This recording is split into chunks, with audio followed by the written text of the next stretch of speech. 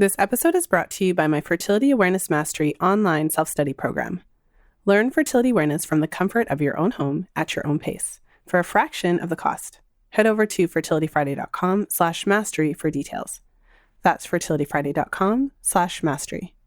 This is the Fertility Friday podcast, episode number 388.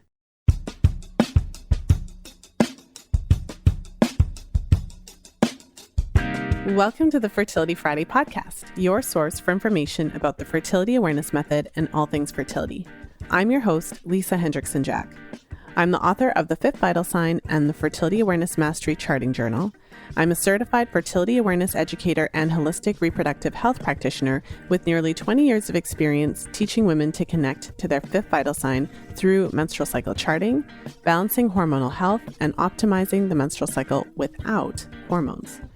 I'm outspoken about hormonal birth control and its impact on fertility and overall health because you have the right to know how your body works and how artificial hormones disrupt that natural process. I host live coaching programs to help you achieve optimal fertility and health because it's important to have healthy menstrual cycles regardless of whether or not you want to have babies. I'm also a wife and mother of two beautiful boys. I know, I'm a busy girl, but I managed to fit it all in. This podcast is designed to empower you to take full control of your cycles, your fertility, and your overall health. And I'm so excited that you're here with us today.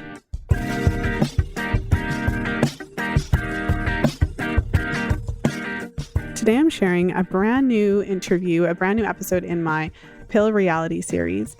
I'm sharing my interview with Annie, and she came on the show to share her experience with a few different methods. So as you tune into the show, you'll notice that she did use a couple different methods of birth control. She used the implant and she used the IUD, and she also used the shot. And so she has a few different kind of stories and aspects to share about her experience with a few different methods of hormonal contraception. And for those of you who've tuned into these episodes, there's quite a few now. So you can tune in at fertilityfriday.com/pillreality. So that's the collection of episodes in the Pill Reality series.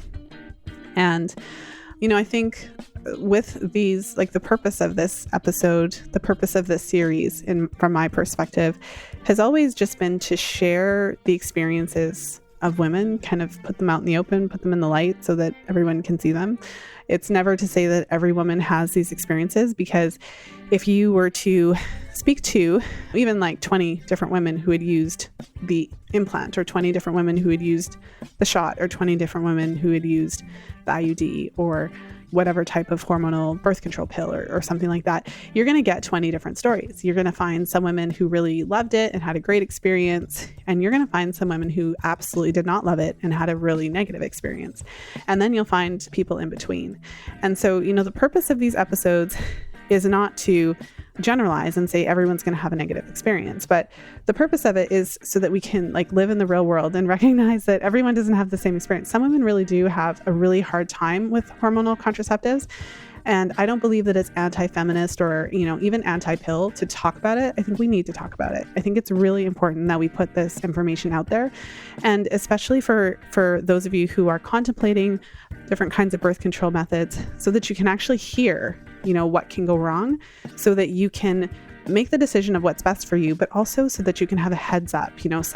Sometimes what happens is you start having negative symptoms or negative things happen, and you don't necessarily have the information, even though it could be related to the contraceptive that you've been taking. And so these stories really help to highlight what can happen. And obviously, if you listen to enough of them, you realize some women do great on certain things and others do poorly.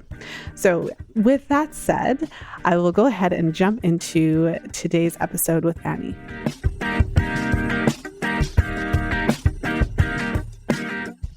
And I'm really excited to be here today with Annie. Annie is a member of the Fertility Friday community. And a little while ago, I had put out a post probably about IUDs. I think I remember the one, and she had shared her story. And I invited her to come on the show and share it because I really did feel compelled to do so. So without further ado, welcome to the show, Annie. Thank you so much for having me. I'm so excited to share my story with people who are willing to listen.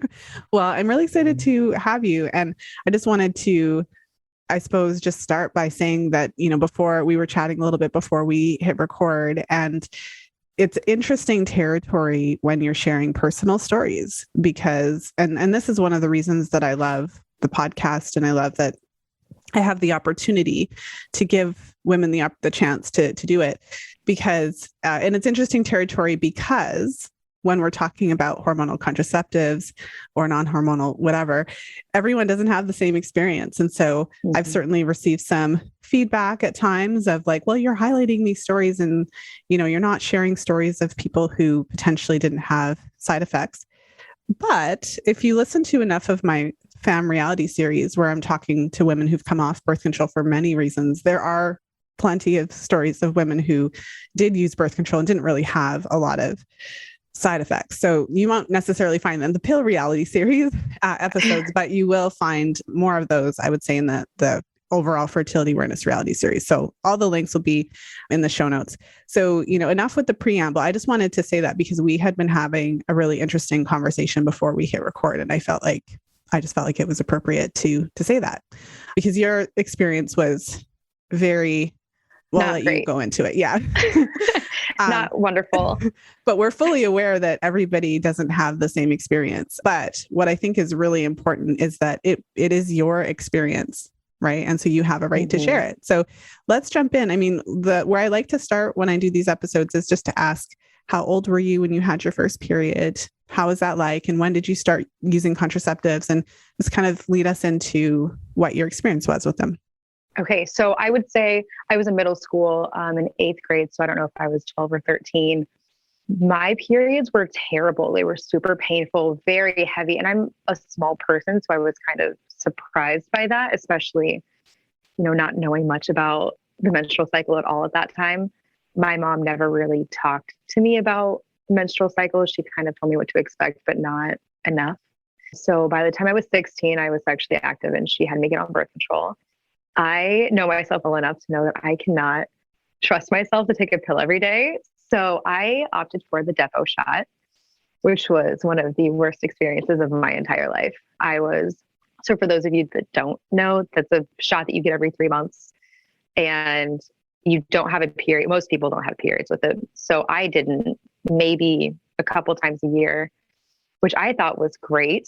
Looking back now, I'm like, oh, I probably shouldn't have done that to my body, but you know what you know at the time and you do what you can with that. So with that, I experienced extreme mood swings. I was already taking Adderall on top of that, so I don't think it was the best combination.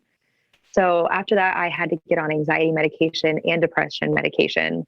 My depression was so severe that I finally went to go to therapy. It didn't really help though, but so I moved to California when I was 19, got off the Depo shot. I was on that for about 3 years almost. I actually had to get a tumor removed from my breast, which at the age of 18 is not something that you expect to have done. So that was really interesting. It was benign, so everything was fine. I've never had another one. My doctor, though, at the time was very adamant that it was not because of the Depo shot. But me listening to my body, I know better. And then when I was coming off of it, it was really interesting. My emotions leveled out a lot. However, my legs were absolutely covered in bruises, like from my knees to my thigh on both sides and from my knee to my ankle on both sides, on both legs. And again, my doctor was very adamant that it was not caused by the Depo shot. But if you do a little bit of search on Google, you will find that that's actually a pretty common side effect from coming off of that. So I stopped going to that doctor. Well, can I pause for 1 second? So yeah, I mean, that was certainly a lot of that was a lot from the start. No, but it happened. Yeah. So could you just expand on the leg bruising? So you mentioned that you had it. So what did it look like? Was it like the whole leg? Was it like below the knee? And then you mentioned that it happened when you came off specifically. So you didn't have that when you were taking it. No, it was specifically when I stopped taking it. I would say about 3 months after I got the last shot, because obviously it lasts for 3 months.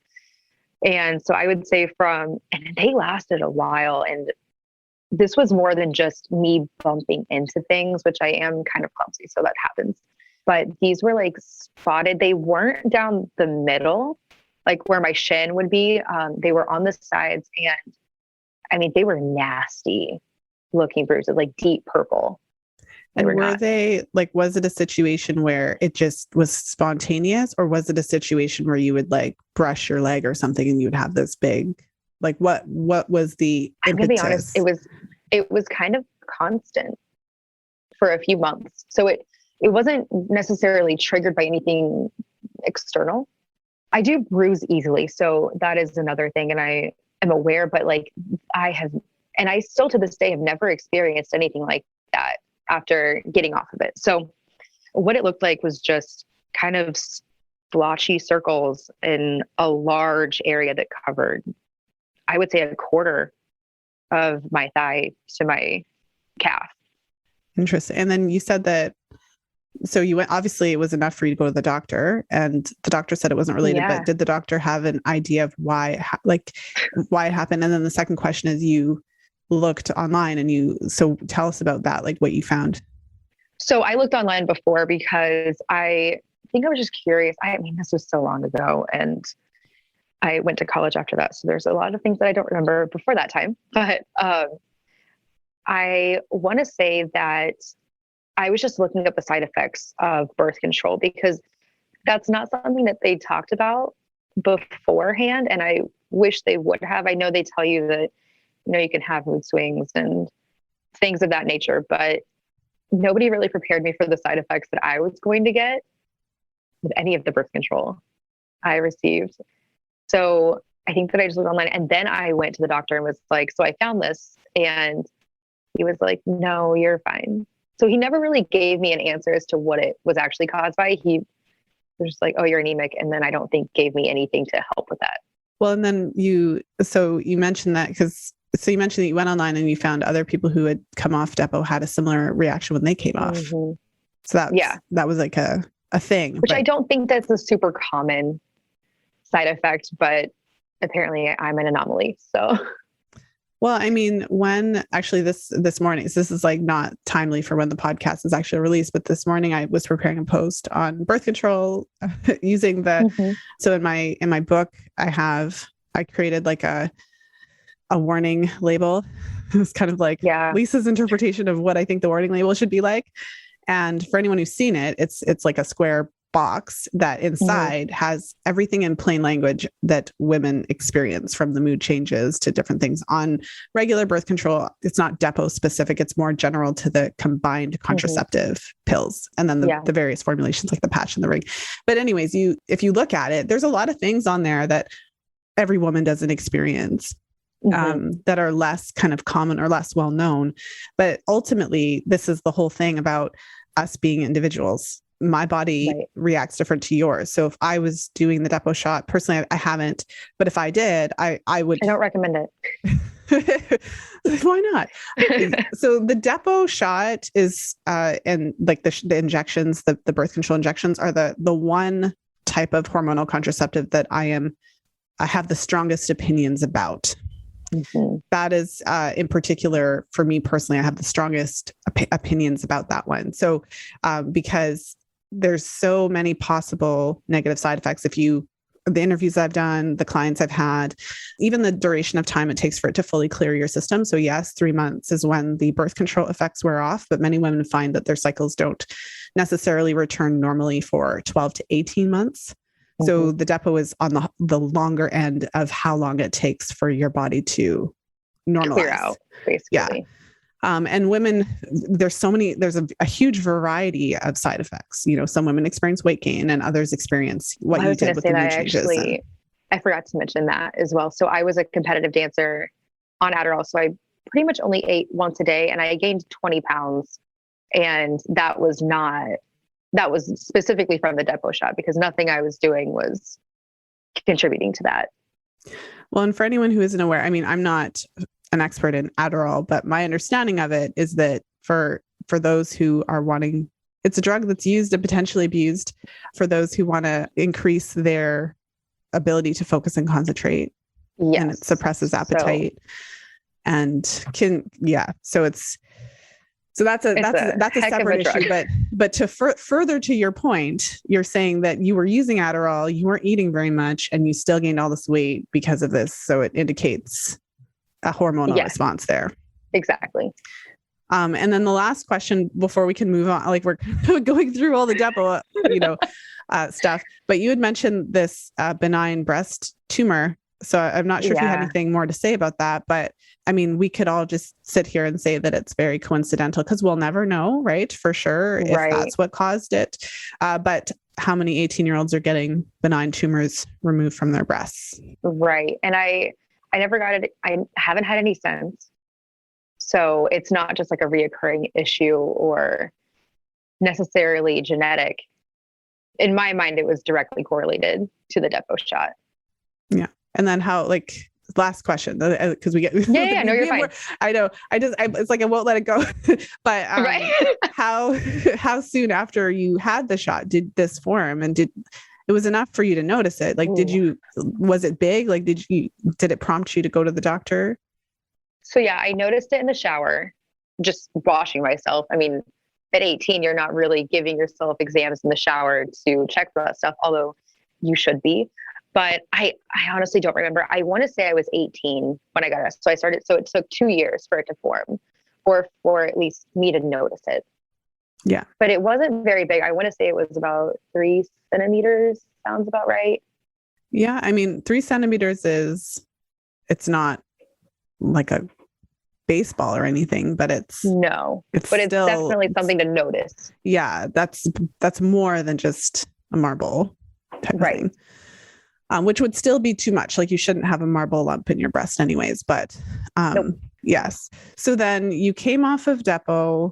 About 3 months after that, you had these bruises in your legs. So then how long did it take for that to resolve? And then, let us know what happened after that. So I would say it probably took about 2 to 3 months for that to resolve. And then after that, I stayed in California. I was not super sexually active during that time. And I came back to Indiana, got back with my ex-boyfriend, and got pregnant pretty much immediately, unintentionally. But so after that, I had my first, and that's when I decided to get on the Nexplanon. So we'll go into that story. The Nexplanon it was probably the best of the birth controls that I've taken, except I did bleed like every single day that I was on it. So the Nexplanon is an implant. Is that right? Yes. And so you mentioned that you had your first child. And so then how soon after you had your first child did you have that inserted? So of course they recommend 8 weeks after. So, which I wasn't totally comfortable with. However, the relationship that I was in, it wasn't an option for me not to be on anything. Mm-hmm. Well, and do you mind if I ask, because I mean, this is a reality. This is the reality for many women. Yeah. It really depends on the relationship you're in, what your partner is willing to do. That's one of the critiques about fertility awareness cycle charting, right? Because your partner has to be willing to play ball. Right. So, I mean, you can share as much as you're comfortable with, but was it because your partner basically there was no options there for him to modify his behavior? Correct. So, they say not to be sexually active 6 weeks. And I want to say that he was pressuring me into sex about 2 weeks after giving birth. Oh dear. So he's as a mom, a little bit of a narcissist. Wow. Yeah. Which, I mean, I was 21 at the time, which seems like I would be old enough to know, but I look at 21-year-olds now, I'm like, you're just a baby. But, you only know what you know. And it was kind of wild. So of course, I was not ready to have another baby with him at the time. And in fact, during the pregnancy, wanted to leave many times. So got on the Nexplanon. It was terrible, which actually worked in my favor because since I bled all the time, we couldn't be sexually active. So the Nexplanon, what's interesting about the implants for people who don't know is that they are considered to be the most effective hormonal contraceptive. there's research studies, I think they say within the first year or two of having it inserted that they're more effective than sterilization statistically. Oh my gosh. Yeah. I mean, I think over time, that might shift a little bit, but they're saying like immediately upon insertion. So that's one thing that's really interesting about the implants, and they are progestin only.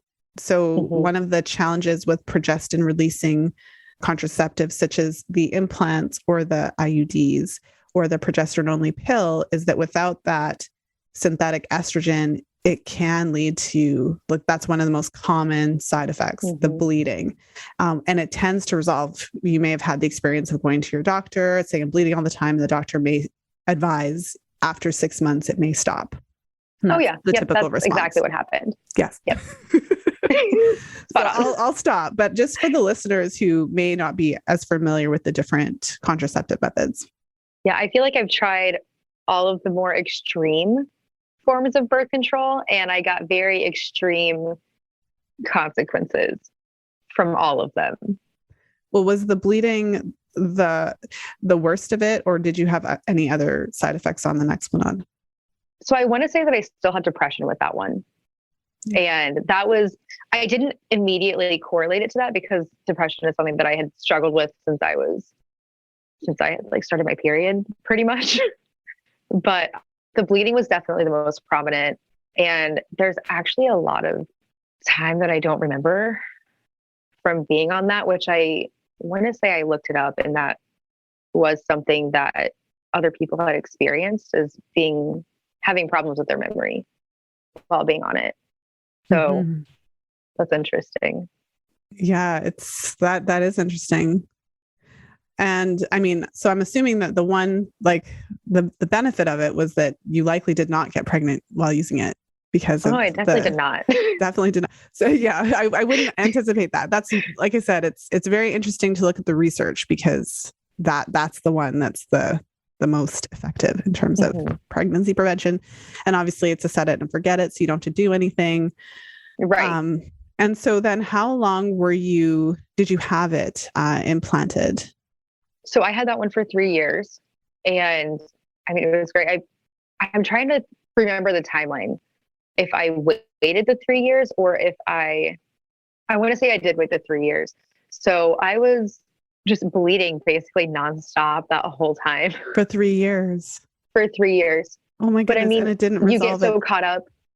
It never resolved. But at the same time, I really was not ready for another baby. And at the time, I come from a very medical family where drugs are basically your only option. So, but now that I'm out of that family as much, I have a lot more options that are a little bit healthier. Well, so I have a couple of questions. I always have a lot of questions. Yeah, no, go for it. In terms of the bleeding, was it that you were kind of spotting every day, or was it that you were actually, was it a lot of blood that you were losing, or was it more of just a continual spotting? Did it ebb and flow? Like, were there times when you felt like you were having a period versus spotting, or was it just constant? So it would ebb and flow. And there would be times where I wouldn't bleed. That would be it would vary from month to month. So some days it would be 2 days out of the month that I wouldn't bleed. And then other times it would be a whole week. Wow. I would be so thankful. So basically you were bleeding. The default was bleeding, but there would be times when you may not be. And then were there times when it was heavier or lighter? Yes. Yeah. So some days it would be spotting, and then other days it would just be like someone turned the faucet all the way on. Mm-hmm. And so did you have to use I'm not sure how you collect your bleeding, if you were using pads, tampons, or cups, but did you have to use something all the time? Yeah. I was pretty skeptical of cups back then. This wasn't a time where cups were very common, and there would be days where I would be at work for 12 hours. So cups for me, especially with my flow, were not maybe the best option, unfortunately.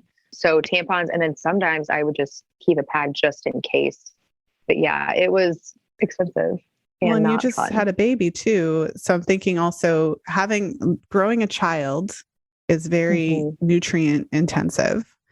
And, most women don't come out of pregnancy replete in their iron and their B12. And so when you're telling me that you basically bled on some level most of the time for 3 years, then of course I'm concerned about your iron, especially because you just had a baby and your energy levels and all of that. Did you talk to your doctor during this time? What advice were you given? And, were there any other symptoms as a result of this bleeding that you had? So they pretty much made it seem like the bleeding was fine. They were like, well, do you want to get it out? And I was like, not really. But so they told me to take iron pills, but iron pills and I do not get along. So I ate a lot of spinach, a lot of salmon, a lot of hummus. So I tried to eat my iron because, as we know, that's the body's best way to absorb, is to eat it through your food rather than taking it in a pill form. Yes. Granted, I would be the first. Anyone who listens to the podcast is already knows what I'm going to say, but I would be the first to be like, well, liver is probably your best bet of getting the iron. I'll have to try that. That's a whole other conversation, because the heme iron in. Okay. I haven't tried that. I've actually never had liver. Someone had told you. It would have been. Well, if the one thing I'll say, I won't go on like a huge tangent, is if you've never eaten liver, it's, for many, it's not like a walk in the park, because it is one of the most nutrient dense foods. So that means it has like quite a strong taste.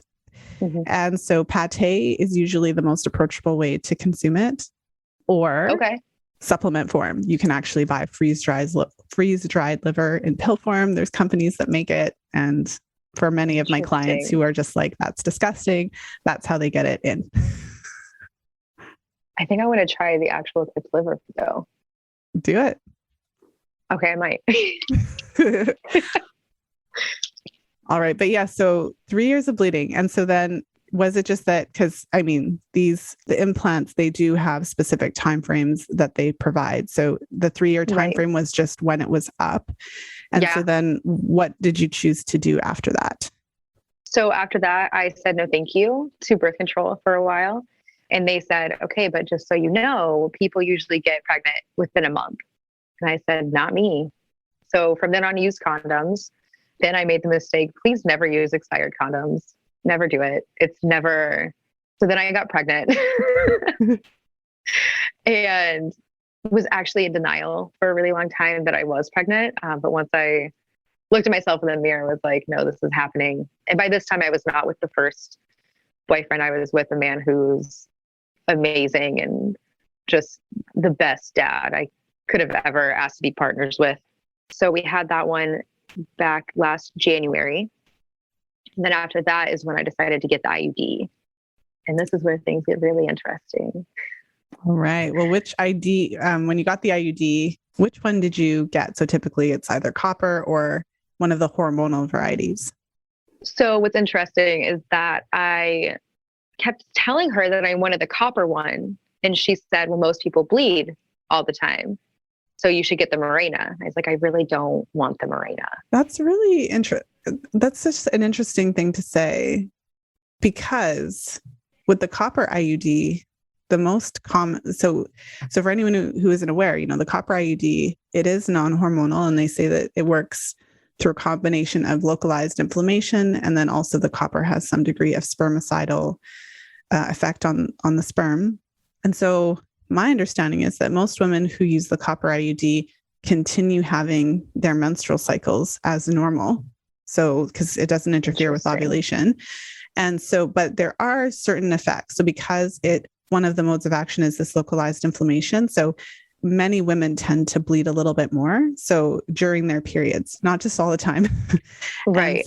So if you had a relatively just really easy period that was really normal, and then it's a little bit heavier, for many women, that's completely fine. And it's a great option for them. And I would say the women who I've spoken to who had more of a negative impact potentially end up with periods that are quite a bit heavier, harder to manage, or they have an increase in their period cramps and pain, or they have cramps kind of throughout, or they may have issues with ovarian cysts that cause pain.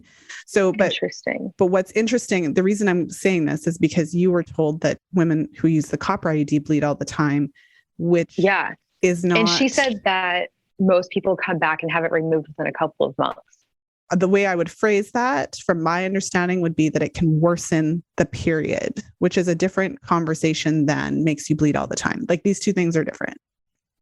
Interesting. Yeah.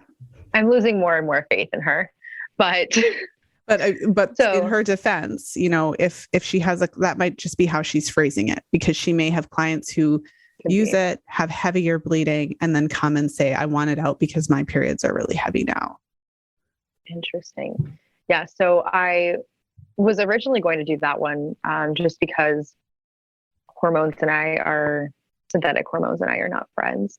But I decided to listen to my doctor and I got the Mirena. And I want to say my periods were pretty normal. They weren't for the first couple of months. I feel like they were a bit heavier and a bit more frequent. But I will say the insertion was way worse than what I anticipated. Well, this is so many of the women who I've interviewed regarding the insertion, like the IUDs in general, and the insertion comes up, have not had babies before. So they have, right. There's never been anything that has come out of their cervix. So there is a difference between the cervix of a woman who has had children versus not, period. But in your case, by this time you had two children. So you had 2 pregnancies. So you wouldn't have, for anyone who's had children, or just for information's sake, you know, any of the listeners who are charting their cycles and check their cervix and things like that, once you've had a baby, the cervix is never fully closed. It's always like partially dilated, just like a little. So that means it would even potentially be easier to insert, so that's just a side note. But your experience wasn't good. So tell us about the insertion. So the insertion, so I even had plans to like go home and clean that afternoon, just clean the house, just like a normal chore. And I literally could not get off the couch. I was in that much pain. And I had 2 C-sections. So I don't know if that plays into the cervix at all. It could, because there was nothing that, you know, because the baby physically came out. Yeah. But arguably it may have dilated, obviously. This depends on the situation. Right. But that could certainly play a part in that as well. Right. So I would consider myself to be someone who has a pretty high pain tolerance. I mean, I've had many surgeries, and after my first kid, I was up walking within a few hours. So I would say that I can handle pain pretty well. And I was down for the count for the entire day. And I would say up until the next day, still was experiencing cramps and discomfort. By the end of the week, it was better. I didn't notice it. But then I would say, I'm trying to remember how long I actually had it for. So I got that 8 weeks after I had Finn. And then I just got it taken out. So for like a year and a half, I had it. And I would say at about the year mark to a year and 3 months, I started experiencing bleeding consistently, but it was more of spotting. It wasn't super heavy or anything. So of course I told her about that, and she ordered an ultrasound to see if I had a polyp on my ovary. So I got that done, I would say the next month, or perhaps 2 months later.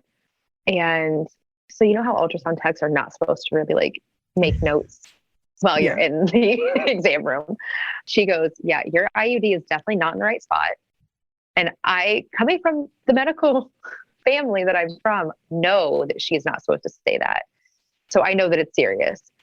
And I was like, good. So she says that that's probably what your bleeding is being caused from.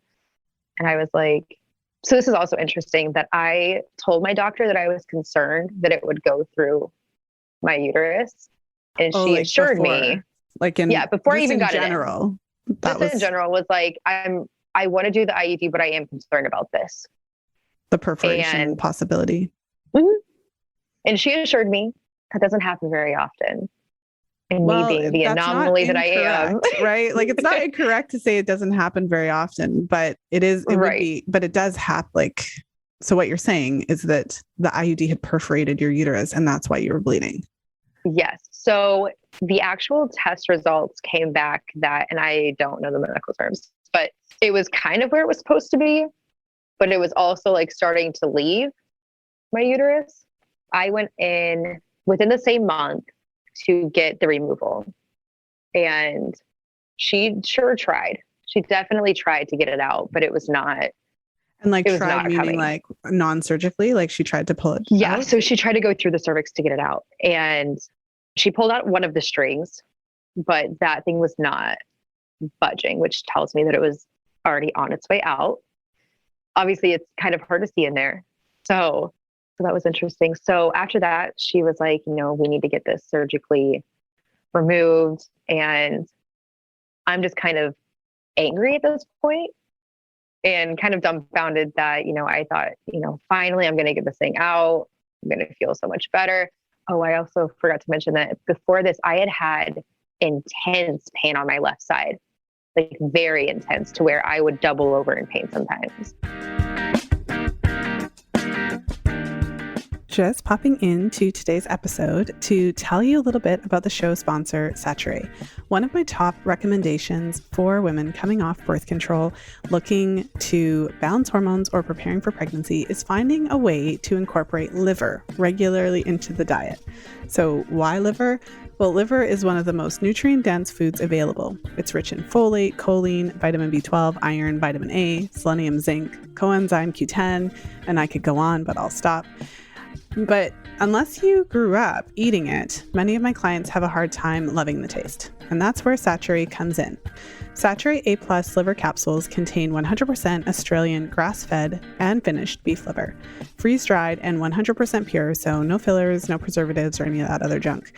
Head over to fertilityfriday.com/liver today and enter coupon code fertilityfriday for a 5% discount off your order. That's fertilityfriday.com/liver. Now let's jump back into today's episode.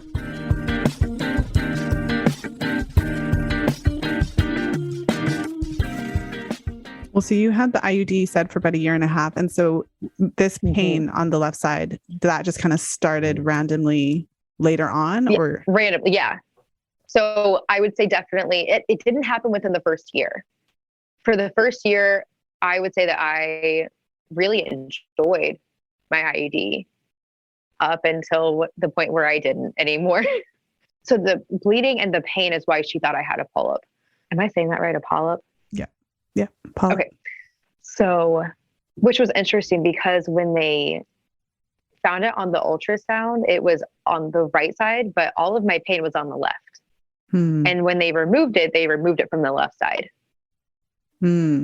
Interesting. So, which tells me that the pain I was feeling was from my IUD going through my uterus, which interestingly enough, it completely closed up around it. So they didn't have to stitch my uterus at all. It was like laying flat against the uterus when they finally got it out.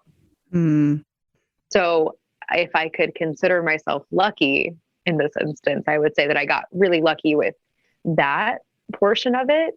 But they did have to put a scope in my belly button, which the recovery from that surgery was one of the worst for me, I think, mentally, because at that point I had been gaslighted by my doctor.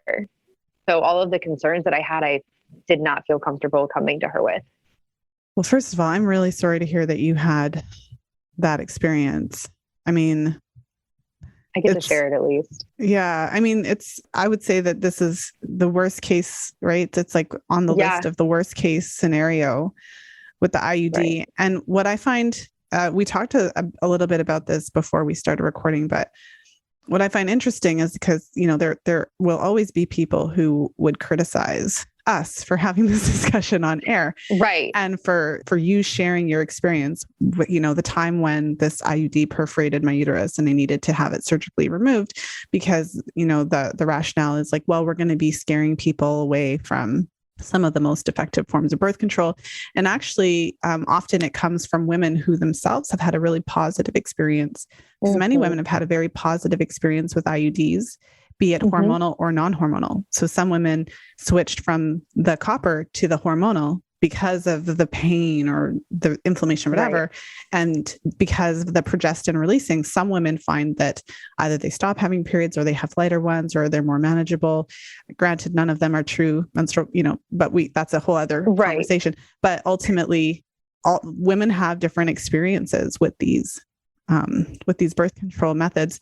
But I do think it is important to create that space for you to share your experience, because for better or for worse, when we use these medical devices and when we use these hormonal contraceptive methods or non-hormonal contraceptive methods, there are possible side effects.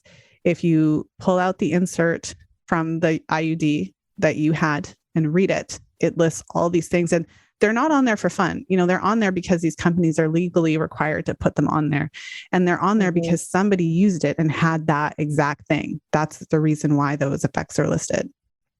Yeah, I've had people reach out to me. Actually, on the post that I commented of yours, somebody responded and said that I should think about a lawsuit, which I don't know if I am down for that, but I guess I'm always the kind of person so for me to go through something like that and be like, oh, well, this really is the worst of the worst is kind of jarring, I would say. So I think that when people consider birth control, not only think about the physical effects or consider the physical reactions, but also the mental as well. Mm-hmm. Well, and question for you, because although this is not the most common experience, obviously, for IUDs, it's not so uncommon that what I mean by that is I'm not sure if you have found fellow women via social media channels and things like that. A lot of people warned me before getting the Mirena, but at that point it was kind of like my last option, other than the pill, which again, I don't trust myself to take every day. So people had definitely warned me beforehand, and I just thought, well, it's not that common, so it's not going to happen to me.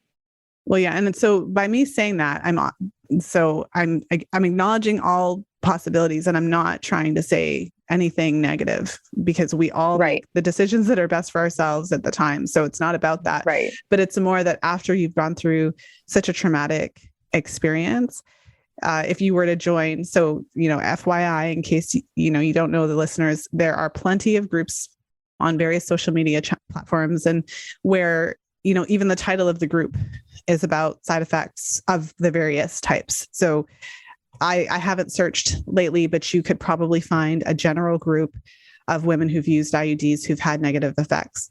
And you might be even able to find a specific group of women who've used a specific brand or something like that.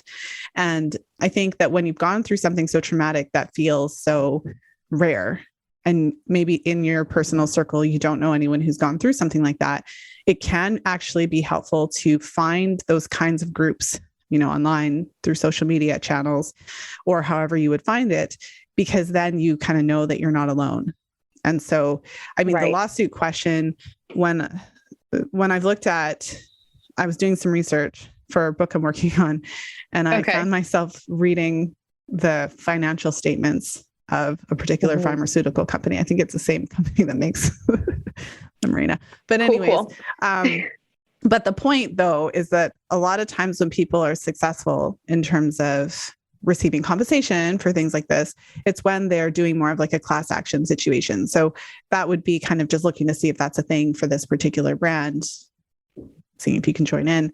I don't know if that's a thing or whatever, but just something to think about along those lines. Not that you have to do anything, but if you were, it would be easier if it wasn't just you fighting the system by yourself, and if it was a lawyer who had pulled 35,000 women who've had a similar experience. I feel like those are typically more successful.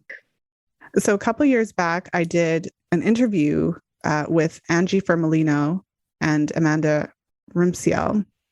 And it was shortly after the Netflix documentary, The Bleeding Edge, came out. I'm not sure if you ever saw that one. I've never heard of that, but I'll definitely have to check it out.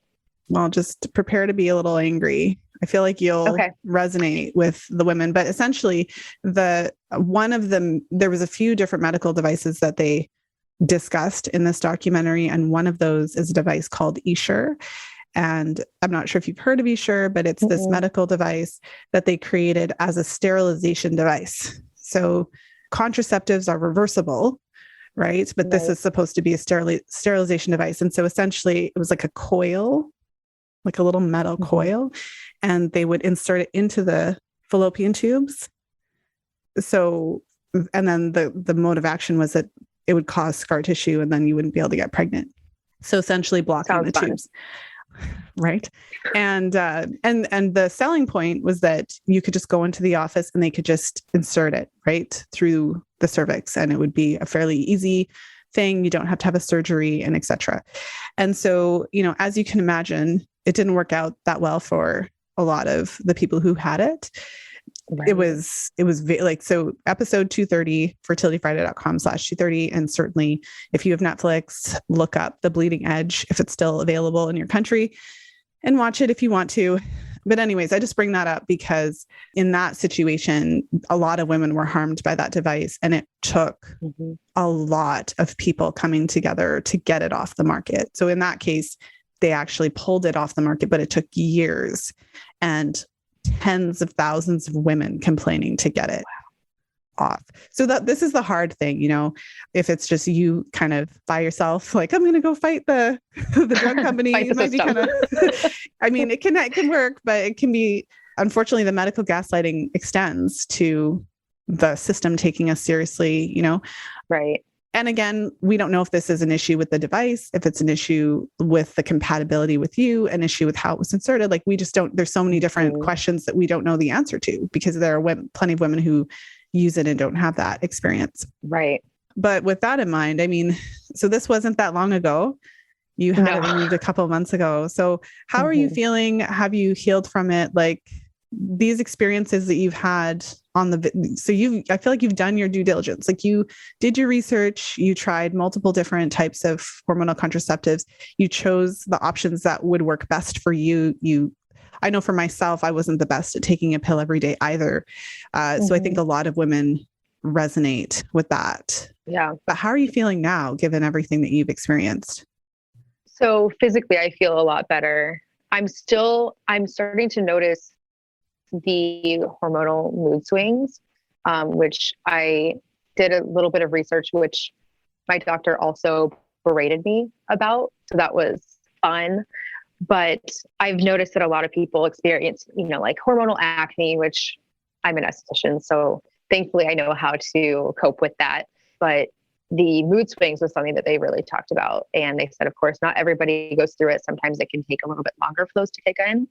But I'm definitely noticing them. And I think that if I hadn't done my own research, I would just think that I was going crazy. But because I did my own research, I know that, okay, it's not me. It's my hormones balancing out. I did get some pretty bad migraines, which weren't fun. But again, I know what caused them. So that makes me feel better. I mean, I still have a few scars from the surgery, but they're pretty minor. Every now and then they'll still be a little sore, but of course it was pretty recent. So can't really expect it to completely go away all at once. I'm trying to think if there's any other side effects that I've been noticing.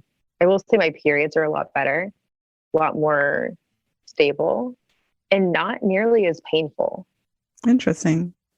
Yeah. I will say that before I got pregnant with my second one, my periods were like perfect. Right on time, stayed for about 5 days, weren't super heavy.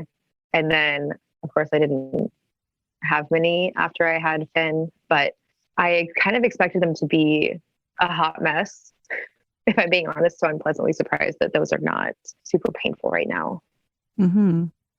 Well, and you touched on something that a lot of women are concerned about when they're taking hormonal contraceptives and coming off. What will happen with my hormones? I feel like this is stabilizing my hormones. What will happen? And so there's definitely this period of transition when you come off and your hormones kind of have to do their thing again. So hopefully that resolves for you and you're able to kind of push through. And I mean, after your experience, what would you want to say to a woman who is, whether it's she's considering coming off hormonal contraceptives, or maybe she popped in this episode into her ears because she was thinking of getting an IUD, and now she's kind of like, whoa, I didn't know that this was one of the possible outcomes. What, if anything, would you want to say to those women? So I wouldn't necessarily say not to get it, because again, I personally know people who have the IUD and have a great experience. So it's not necessarily the IUD itself, I don't think. But my biggest takeaway would be just listen to your body. Your doctor doesn't live in your body. So you need to be your own biggest advocate. And if your doctor is saying something that you don't necessarily agree with, or it feels wrong, if you're able to, find a new one. Keep trying until you find somebody that resonates with you. I think would be the biggest takeaway, and just spend the time to get to know your body. I think those are really wise words of advice. It's frustrating. It's challenging that we live in a day and age where it can be difficult to find a practitioner who respects you. I mean, who listens to you if you say that you have a problem, who believes you, who doesn't try to tell you that it's in your head, and actually just even allows that possibility, right? To me, it's very straightforward. If you've just recently had device inserted, or if you've just recently started taking a new medication and all of a sudden you have all these issues that you never had before, to me, the most logical thing is to consider taking a break from it or switching to something different. Even just taking a month or two to see if the symptoms resolve, so that you can try to figure out if it could be related, as opposed to just singularly just dismissing that it could even be related. Right. So if you find yourself in a situation where your doctor won't help you, then I think there's no better advice than, you deserve to be heard. There are amazing doctors and practitioners out there who will listen. It's just sometimes hard to find them, or it takes some patience to be able to go through a couple bad experiences to get to the good one. But it's worth it if you can kind of go through that frustrating time of finding somebody. Oh my goodness. And after that, we all need a nap. Well, we all need something. Some of us might need something stronger. But I just want to thank you so much for coming on the show and being so open and honest with your experience. I just really appreciate all of the women who have come together over the years to really contribute to the podcast and just to present these situations in an honest way. I mean, as we said at the top of the podcast, everyone's experience is not like this. I've released quite a few of the IUD specific episodes, and not all women have negative experiences with IUDs or experience them in the same way. But it is, I will never, I will die on this hill that we need to be able to share our experiences just for what it is, so that you can know that this could happen. It probably won't happen to you, but it could happen. And that's basically the whole point of this episode. Right. And I just want to say thank you for allowing me to have a platform to share this experience and potentially help somebody in the long run. We really appreciate you, Annie, and we wish you success as you kind of are now transitioning off of these things. We wish you healing and everything good after these negative experiences. More positive experiences. Yes, all the positive experiences. Thank you for listening. If you enjoyed today's show, please share it with a friend. You'll find the show notes page for today's episode over at fertilityfriday.com/388. I hope that you enjoyed today's episode. I find that these conversations always bring up a number of emotions with me anyways. And maybe it's because I've heard so many women's stories over the years, hundreds, maybe thousands at this point. I'd have to count. But if it's not thousands, it's close to that number. And both in my professional and personal life as well. When I hear stories like this, of course, I feel anger, I feel upset, I feel sadness that she had to go through all of that. I feel frustration that often, so often, the medical providers aren't necessarily taking you seriously or helping, or and it's not necessarily their fault. They don't necessarily know. At some point, if you have all these women in your practice complaining about their birth control, you can't just think that they're being annoying. You got to start to wonder if there might be something wrong with birth control, or at least that there's some women who just don't respond well to it. And so we need to be aware of other options, non-hormonal, in some cases, for the women who really can't deal with the hormones, and I feel like that's one of the biggest frustrations for me. So I continue to do these interviews and episodes. They are my favorite episodes to do. I love talking to real women and sharing those stories.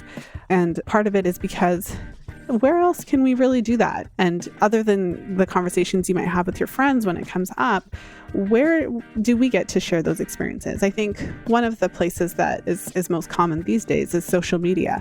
And that's something that it's worth considering if you are thinking about getting an IUD or getting the implant or getting, whatever it is, the shot. It's a good idea to search on your favorite social media platform, either for hashtags or for actual groups of people who've had these issues, kind of finding out what the side effects are, what it looks like, what women's experiences are. And, you will kind of see the worst of the worst. Like you will kind of see the worst kind of cases. But usually in those groups, you also have women who didn't have as bad experiences as well. So I feel like as long as you are discerning and just as long as you go into it with an open mind and also a rational kind of mind as well, you can kind of see the best and the worst and kind of understand what the risks are, but also understand who has benefited from it and all of those kinds of things. And I think it's important because with some of these birth control methods, some women have really serious side effects. And I feel like that is the point of these episodes. Not to say everybody does, and it's not to be all doom and gloom, but it's to just acknowledge like some women have really bad side effects, like really bad. And we should know about it. And you should know about the risk before you use it. The worst of the worst probably won't happen to you, but it's still important to know that it could, because no one ever expects that they're going to need to have a surgery to have their IUD removed because it's punctured no one thinks that that's going to happen to them. But there are thousands of women across the world who've had that happen to them. And it's important just to know those risks, for example. So I'm going to stop talking about it. I always get all irritated and angry when I hear these stories because these are real women that had to go through these things, and it's devastating to just think about how it feels to go through something like that. And so I have a heart for these women who've just gone through so much, all because they were looking for contraceptives.